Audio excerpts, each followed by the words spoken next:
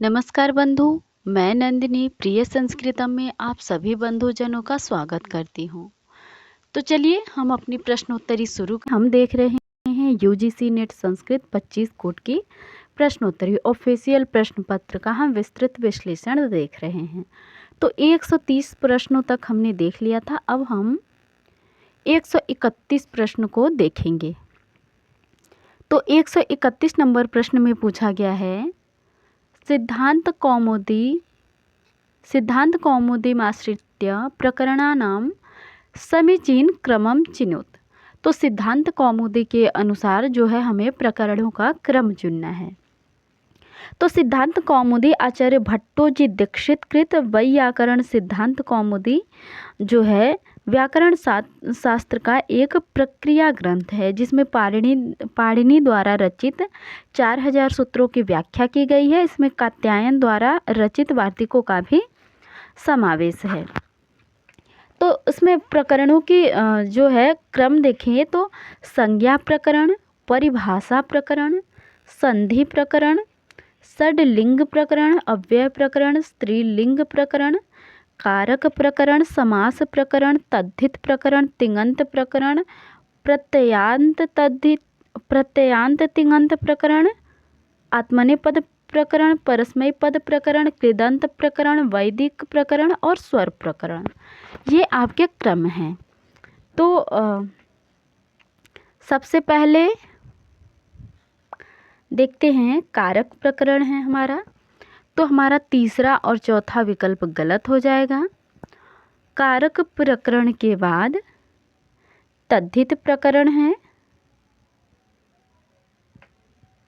कारक प्रकरण के बाद तद्धित प्रकरण है आपका 9वें नंबर पर और कारक प्रकरण है 7वें नंबर पर। इसके बाद परस्मय पद प्रकरण है आपका 13 नंबर पर और कृदंत प्रकरण है 14 नंबर पर। तो इस तरीके से हमारा इस प्रश्न का दूसरा विकल्प सही उत्तर हो जाएगा। चलिए अगले प्रश्न की ओर बढ़ते हैं। अगला प्रश्न है हमारा 132। इस प्रश्न में पूछा गया है कि पूर्ववर्तिनः आचार्यस्य प्राथम्येन कालक्रमानुसारम उचितम उत्तरम चिनोत। तो हमें कालक्रम के अनुसार जो है उचित उत्तर चुनना है। तो क्षेमेंद्र जी है, अभिनव गुप्त जी है, भरत हैं और रोयक, ये काव्य शास्त्रीय आचार्य हैं। तो देखते हैं सबसे पहले क्षेमेंद्र जी का समय 1000 से 1070 ईस्वी। इनका समय जो है 1000 से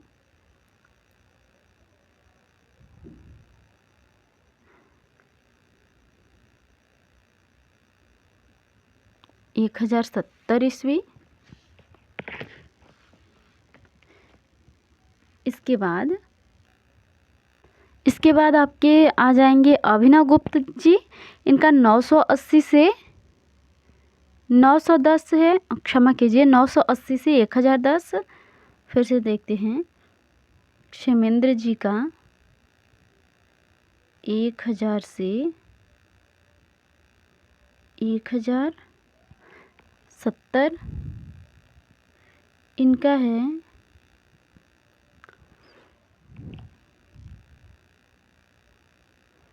980 से 1010। इसके बाद आपके हैं रुयक जी। रुयक जी का समय है 1100 से 1150। इनका है 1100 से 1150 और भरत जी का समय है 300। तो सबसे पहले आपके आ जाएंगे भरत जी, उसके बाद अभिनव गुप्त जी अर्थात सबसे पहले सी, उसके बाद बी, फिर आपके आ जाएंगे क्षेमेंद्र जी ए और डी। हमारा दूसरा विकल्प इस प्रश्न का सही उत्तर है। हाँ जी। इस तरीके से इस प्रश्न का दूसरा विकल्प सही उत्तर है। चलिए अगले प्रश्न की ओर बढ़ते हैं। और हाँ, क्षेमेंद्र जी ने औचित्य विचार चर्चा लिखी है, भरत मुनि ने नाट्यशास्त्र लिखा है, रुयक ने अलंकार सर्वस्व लिखा है और अभिनव गुप्त ने तंत्रालोक लिखा है या लोचन टीका भी लिखी है उन्होंने। इसके बाद हमारा है 133 नंबर प्रश्न। इसमें पूछा गया है सर्व प्राचीन रचनाया प्राथम्येन काल क्रमानुसारम उचितम उत्तरम चिनोत। यहाँ पर भी हमें रचनाओं का काल क्रम के अनुसार ही उत्तर चुनना है। तो चलिए देखते हैं। सबसे पहले स्वप्नवासवदत्तम जो है यह महाकवि भास की रचना है। इनकी 13 नाटक है, 2 उदयन कथामूलक हैं और उसमें स्वप्नवासवदत्तम उनका 6 अंकों का बहुत ही प्रसिद्ध नाटक है। तो इनका समय 100 से 200 है, 100 से 200। इसके बाद आपके आ जाते हैं बुद्धचरितम जो कि अश्वघोष की रचना है और सौंदरानंद भी इनकी रचना है। तो इनका समय है आपका प्रथम शताब्दी। इसके बाद नैषधीय चरितम की बात करें तो नैषधीय चरितम श्रीहर्ष जी की रचना है और बुद्ध चरितम अश्वघोष जी की थी। तो नैषधीय चरितम श्रीहर्ष जी की रचना है, 22 कांडों में, क्षमा कीजिए 22 सर्गों में विभक्त है, जो कि बृहत्त्रय के अंतर्गत आता है। बृहत्त्रय के अंतर्गत किरातार्जुनीयम, शिशुपाल वधम और नैषधीय चरितम आता है। तो श्रीहर्ष जी का समय है 12वीं शताब्दी का उत्तरार्ध, तो 12वीं शताब्दी हो जाएगा। और मुद्रा राक्षस की बात करें तो मुद्रा राक्षस हमारा जो है ये विशाखदत्त जी की रचना है और इनका समय 5वीं और 6वीं शताब्दी है, 5 से 6वीं शताब्दी तक। तो सबसे पहले आ जाएंगे हमारे स्वप्नवासवदत्तम अर्थात भास जी, सी। तो सी यदि होगा तो हमारा पहला दूसरा विकल्प गलत हो जाएगा। इसके बाद आ जाएंगे आपके प्रथम शताब्दी अर्थात ए विकल्प बुद्धचरितम। इसके बाद हमारा 6वीं शताब्दी मुद्रा राक्षस और फिर बी 12वीं शताब्दी नैषधीय चरितम। इस तरीके से इस प्रश्न का चौथा विकल्प जो है सही उत्तर है। चलिए अगले प्रश्न की ओर बढ़ते हैं। अगला प्रश्न है हमारा 134 नंबर। इस प्रश्न में पूछा गया है रामायण बालकांडस्य सर्गानुसारम उपाख्यानानां समुचितः क्रमो अस्ति। रामायण के बालकांड का सर्ग के अनुसार जो है क्रम से हमें उपाख्यान लगाना है, पूर्वापर क्रम में, आरोही क्रम में। तो चलिए देखते हैं। तो मुख्य रूप से यह कथा जो है हमारे रामायण के बालकांड से है। तो देखते हैं कि यह काव्य का आदि रूप है जिसकी रचना महर्षि वाल्मीकि ने की थी। वाल्मीकि को आदि कवि कहा गया है, तो इसीलिए रामायण को भी आदि काव्य कहा जाता है। रामायण 7 कांडों में विभक्त है, बालकांड, अयोध्या कांड, अरण्य कांड और किष्किंधा कांड, सुंदरकांड और युद्धकांड। ये आपके 7 कांड हैं। प्रत्येक कांड सर्गों में विभक्त है। इस काव्य में सर्वाधिक संख्या अनुष्टुप छंद की है जिसे श्लोक भी कहा जाता है। संपूर्ण ग्रंथ में 24,000 पद्य या श्लोक है, इसीलिए इसे चतुर्विंशति सहस्त्र संहिता भी कहते हैं। तो हमसे प्रश्न बालकांड के विषय में पूछा गया है, तो हम बालकांड के देख लेते हैं। नारद जी का वाल्मीकि मुनि को संक्षेप में श्री रामचरित सुनाना। रामायण काव्य का उपक्रम तमसा के तट पर क्रौंच वध से संतप्त हुए महर्षि वाल्मीकि के शोक का श्लोक रूप में प्रकट होना तथा ब्रह्मा जी का उन्हें रामचरित्रमय काव्य के निर्माण का आदेश देना। इसके बाद सुमंत्र का राजा को ऋष्य शृंग मुनि को बुलाने की सलाह देते हुए उनके अंग देश में जाने और शांता से विवाह करने का प्रसंग सुनाना। तो सबसे पहले यहाँ पर होगा क्रौंचवध, इसके बाद ऋष्य श्रृंग का आख्यान होगा, इसके बाद गंगावतरण, श्री राम द्वारा अहिल्या का उद्धार, तो हमारा दूसरा विकल्प।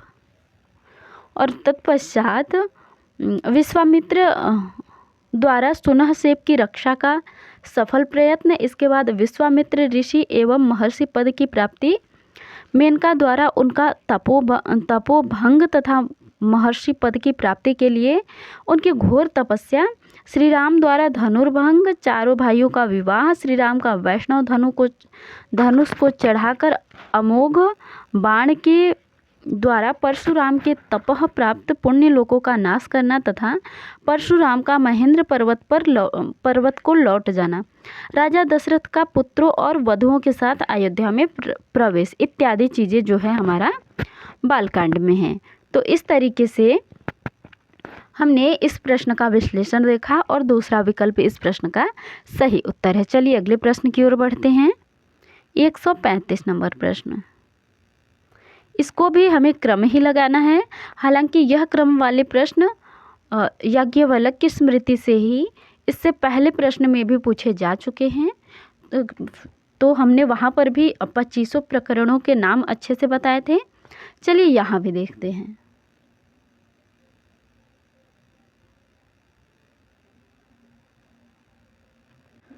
तो यहाँ पर इसका क्रम है ऋणादान, उपनिधि, साक्षी, लेख्य, दिव्य, दाय विभाग, सीमा विवाद, स्वामीपाल विवाद। तो ये इसका सही उत्तर है तीसरा।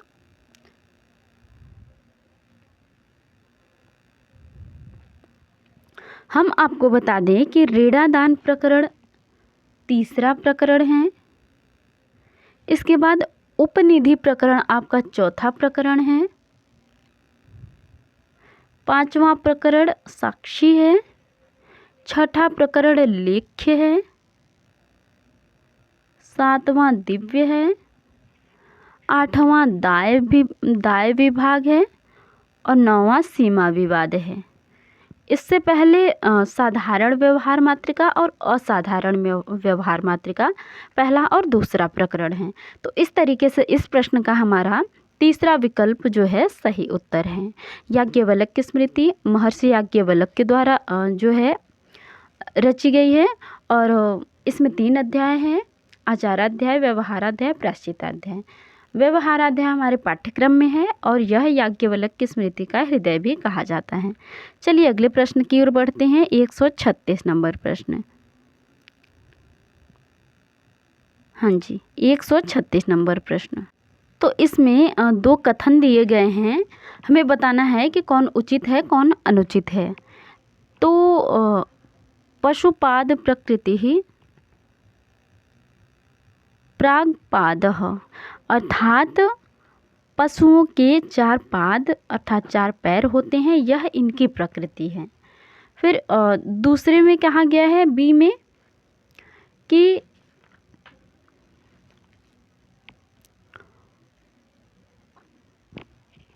पशुः चतुष्पादयुक्ता भवन्ति तेषाम् इयं प्रकृतिर्भवति, अतः छन्दसु 4 पादा भवन्ति, पद्यो 4 पादा छंद निरूपणे गण्यते। तो बी में कहा गया है कि जो कि पशुओं का स्वभाव है कि उनके 4 पैर होते हैं, यह उनकी प्रकृति है। ऐसे ही छंदों में 4 पाद होते हैं, छंद में भी 4 पाद अर्थात चरण होते हैं, पद्यों में 4 चरण होते हैं जो छंदों में होते हैं। ऐसा छंद शास्त्र में निरूपण किया गया है। इसलिए ए और बी दोनों सही है। ए बी का उचित कारण भी है। हमारा पहला विकल्प इस प्रश्न का सही उत्तर हो जाएगा। चलिए अगले प्रश्न की ओर बढ़ते हैं। अगला प्रश्न है 137, हाँ जी।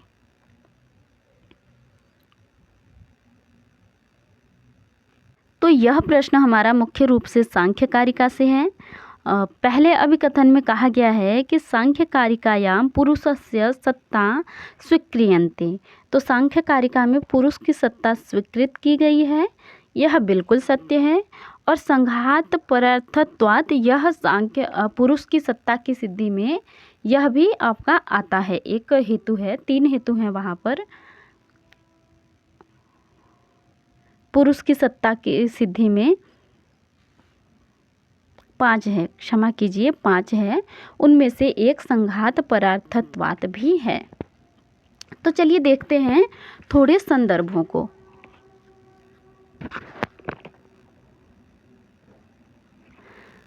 कपिल मुनि द्वारा रचित सांख्य दर्शन का प्रकरण ग्रंथ जो है ईश्वर कृष्ण द्वारा प्रणीत सांख्य कारिका है। सांख्य कारिका में विशेषतः प्रकृति और पुरुष की सत्ता का वर्णन किया गया है। पुरुष की सत्ता को इस कारिका में हम बता रहे हैं। कहते हैं संघात परर्थत्वात् त्रिगुणादि विपर्याद अधिष्ठानात् पुरुषोऽस्ति भोक्तृभावात् कैवल्यार्थम प्रवृत्तिश्च। अर्थात पुरुष की सिद्धि के लिए 5 युक्तियों को प्रयुक्त करते हैं, प्रस्तुत करते हैं। संघात परार्थत्वात् त्रिगुणादि विपर्याद अधिष्ठानात् भोक्तृभावात् और कैवल्यार्थ में प्रवृत्ति। प्रकृति की सिद्धि के लिए भी इसी प्रकार 5 हैं। तो वो कौन कौन से हैं? भेदानां परिमाणात्, भेदानां समन्वयात् शक्तितः प्रवृत्ते, कार्य कारण विभागात्, वैश्वरूपस्य अविभागात्। तो इसलिए हमारा जो है ए और आर दोनों सही हैं। तो पहला विकल्प तो होगा नहीं क्योंकि पहले में हमारा ए को गलत बताया है। दूसरा जो है ए तथा आर दोनों सत्य हैं, तो इसीलिए हमारा दूसरा विकल्प इस प्रश्न का सही उत्तर हो जाएगा। हाँ जी, चलिए अगले प्रश्न की ओर बढ़ते हैं। 138 नंबर। तो यहाँ पर जो है यह भी कारण और अभिकथन वाला है। तो सबसे पहले हम कारण को देखते हैं। कारण क्या दिया गया है? जीवति तु वंशे युवा इति विधानात्। अर्थात जीवति तु वंशे युवा, वंशे पित्रादौ जीवति पौत्रादेर्यदपत्यम चतुर्थादि तद युवन संज्ञेयमेव स्यात्।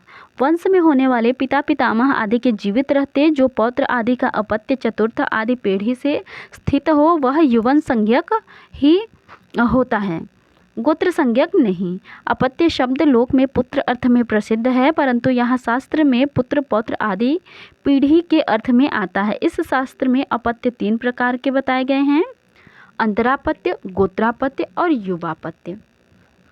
अब हमारा जो है युवापत्य के विषय में कहा गया है कि एक अनवति वर्षीय प्रमणस्य प्रपौत्रः ओंकारः ओंकारस्य युवापत्य संज्ञा भवति। तो ये बिल्कुल सत्य है। ए और आर दोनों ही सत्य है और ए आर का उचित कारण भी है। तो इसीलिए हमारा पहला विकल्प इस प्रश्न का सही उत्तर है। चलिए अगले प्रश्न की ओर बढ़ते हैं। अगला प्रश्न है हमारा 139। हाँ जी, तो यहाँ पर भी हमारा कथन और कारण और अभिकथन वाला प्रश्न है। तो अभिकथन में कहा गया है स किम सखा साधु न शास्ति यो नृपम इयम पक्ति भारवे किरातार्जुनीयम उद्धृतो अस्ति। हाँ, तो बिल्कुल सत्य है क्योंकि यह पक्ति भारवी के किरातार्जुनीयम में है। फिर इसके बाद आर कह रहा है कि वन्यचरः युधिष्ठिरं प्रति दुर्योधनस्य सत्यम वृत्तांतम अवबोधयितुं वदति। तो यह भी सत्य है, किंतु हमें यहाँ पर 2 कथन चुनने हैं जो उचित है। तो चलिए देखते हैं सबसे पहले इस श्लोक को ही।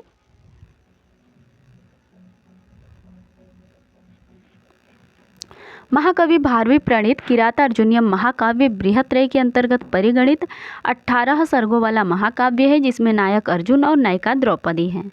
राजा युधिष्ठिर के द्वारा नियुक्त ब्रह्मचारी वेश वाला वनीचर दुर्योधन के राज कार्यों को जानकर आया है और कहता है कि स किम सखा साधुना शास्त्रोधिपम हितान्न यह संसृणुते स किम प्रभुः सदानुकूलेषु हि कुर्वते रतिम नृपेषु अमात्येषु च सर्वसंपदः।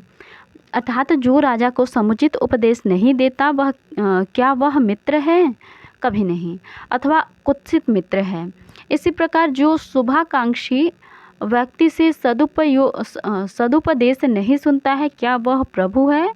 अर्थात कभी नहीं, वह निंदनीय राजा है, क्योंकि राजाओं तथा सचिवों के परस्पर अनुकूल रहने पर ही समग्र संपत्तियां क्या करती हैं? अनुराग करती हैं। तो यहाँ पर हमें देखना है कि पहले में दिया गया है, पहले विकल्प में, कि ये कथन मित्र से साधुशीलताम प्रमाणीकरोति। हाँ जी, बिल्कुल, पहला जो है मित्र की साधुशीलता को प्रमाणित करता है, और आर कह रहा है कि कथनम वनेचरस्य स्वामिनः वंचना निषेधयति। तो आर में कहा गया है कि वनीचर के द्वारा स्वामी अर्थात राजा को ठगना निषेध किया गया है। यह भी सत्य है। तो इस तरीके से हमारा इस प्रश्न का पहला विकल्प ही आपका सही उत्तर है। चलिए अगले प्रश्न की ओर बढ़ते हैं। 140। तो यह भी कथन और कारण वाला है। तो पहले कथन में कहा गया है वाल्मीकि रामः सीता वियोगे कारुण्य आनिर्शंस्य शोके मदन रूप चतुर्मुखी संतापेन संतप्तो भवति। अर्थात वाल्मीकि के राम सीता वियोग में करुणा से भरे हुए शोक में मदन रूपी चतुर्मुखी संताप से संतप्त होते हैं। अर्थात वाल्मीकि के राम सीता वियोग कारुण्य जो है संतप्त होते हैं, इस तरीके से कहते हैं।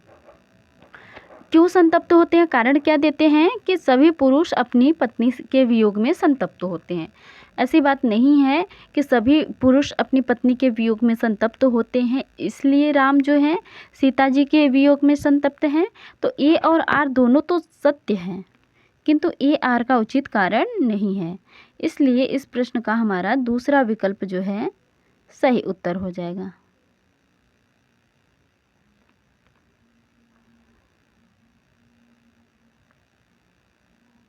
हाँ जी, क्या हो रहा है ये? इस प्रश्न का दूसरा विकल्प सही उत्तर है। चलिए, तो हमने देखा 31 से लेकर 40 प्रश्न को। अब हमारे इस प्रश्न पत्र के 10 प्रश्न बचे हैं। इसको हम अगली कक्षा में देखेंगे। यदि इसमें देखेंगे तो कक्षा बड़ी हो जाएगी। हालांकि हमारे अभी अब तक के जो भी प्रश्न पत्र हुए उनमें 9 ही कक्षा होती थी, क्योंकि गद्यांश होता था और यहाँ से गद्यांश इससे पहले नहीं आता था। इसके बाद से गद्यांश आना शुरू हुआ। तो इससे पहले के हम 100 प्रश्नों को देखेंगे, अर्थात 90 हमने देख लिया है, 10 और देखेंगे। तो 10 कक्षा इस प्रश्न पत्र की बनेगी, चूँकि हम 10-10 प्रश्नों की श्रृंखला देख रहे हैं। तो यदि आप लोग चैनल पर नए हैं तो चैनल को सब्सक्राइब कर लें, वीडियो को लाइक कर लें और अच्छे कमेंट करें, ताकि आगे आने वाले ऐसे ही वीडियोस आपको मिलते रहें और आपका सहायता होता रहे। तो चलिए कक्षा समाप्त करते हैं। मिलते हैं नए कक्षा में नए प्रश्न के साथ। धन्यवाद।